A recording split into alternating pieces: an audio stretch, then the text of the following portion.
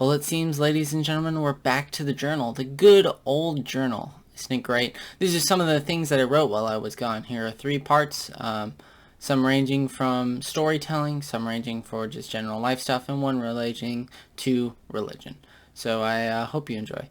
This one's called Akechi, Goro, and the Crow. I think one of the best characters in Persona 5 by a long shot is Akechi. Akechi through most of the game is cold and sharp. Akechi seems ahead of the player, and everyone else for that matter. But during Shido's palace, something changed. Crow just loses it, and he goes absolutely insane. So what made him this way? Let's find out. First thing up is justice. Does Akechi really believe in that? During the end of the game, it becomes clear that this is merely an act. It seems this is a clear way to trick the others to like him. Why does he fake it? Why does he put on the mask to hide who he really is? We could just say, 'cause he's the bad guy, but I really don't like that answer. So what is it? I think the answer is from Akechi's past. At a young age, Akechi's mom had sex to make money.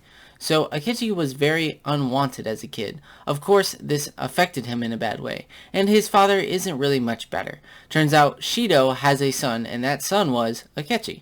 Shido's a truly awful person. While at one point in time they worked together, Shido was planning to get rid of him after the election. Akechi often feels alone and used by others, so Akechi wanted was to be loved. So he played the part of a great detective, a persona, if you will. He just wanted to be loved. Instead of fighting the people who did this to him, he chooses to try and impress them. To be wanted. So when it finally comes all crashing down, we see the stress and the pain on the inside reaching the outside. Alright, that was Goro, Akechi, and the Crow. Next one up is negativity. There are many things to dislike about this world. You may hate the system you live in. Maybe you hate the people around you, or even your job. But the thing that has always pissed me off is how people see negativity. Most people believe that it's a bad thing, and that getting rid of it is a good idea, but this is very flawed. Look, from the bigger picture to fully understand. There are good and bad things in this world, and to truly live in this world is accepting the bad as a part of life. In the world of all good, good wouldn't be a word because how would you be able to describe it without the bad? We need both good and evil, like and dislike, hot and cold. This is simply true nature. Trying to escape into this fake world that of your own making is something the last man would do. This is a reference to The Masked Man by Nietzsche. I'll get to that another time, maybe. This fake world equals the last man's world is something we must never become.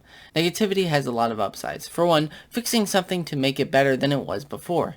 This works in your favor. Even using hate to understand something in a new light or understanding what you need. Something's different.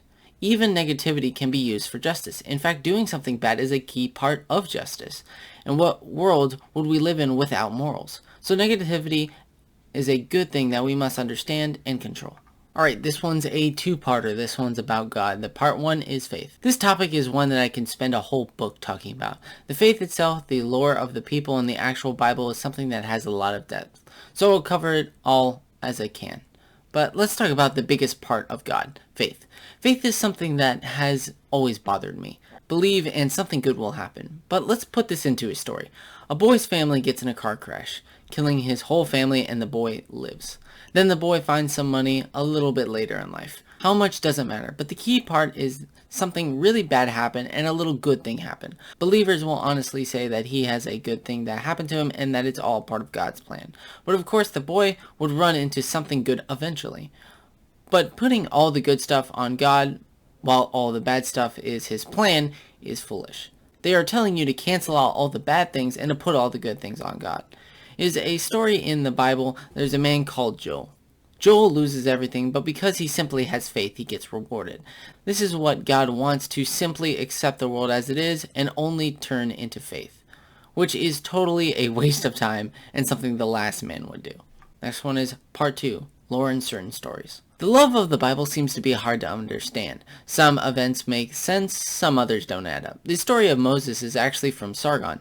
Not everything, but it's an historical event, but has the rise of power in the same way. It's something to understand when the Bible came out. Before the Bible, the world was in chaos. The fighting and the wars affected everyone. So during a God that will punish you for what's bad, your deeds makes sense why the Bible was made.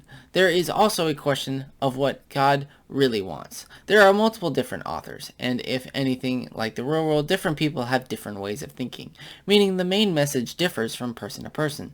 So love just tends to have the wrong messages. Doesn't make sense. Adam and Eve being one of them. Why would God tell and give them an apple they shouldn't eat? Why is there a punishment so dark that it affects the rest of humanity? Why is it the fault of Adam and Eve for eating something before any of us were even created? If God can tell the future, why would he pick the worst outcome for all of us? But by far the worst part of the Bible is that there's a lot of space between the lines. Everyone's meaning in God and what God wants is different. Old Testament and New Testament are different in how they punish people. But that's only me scratching the surface. Alright, thank you ladies and gentlemen. That was Goro, Akechi, and the Crow, the Negativity, and God Part 1 and 2. So if you like more of that, I'll give you some more, maybe, possibly. Maybe I'll leave you wanting more, okay? Gonna dangle it right in front of your face, maybe. Anyway, I hope you enjoyed. See you.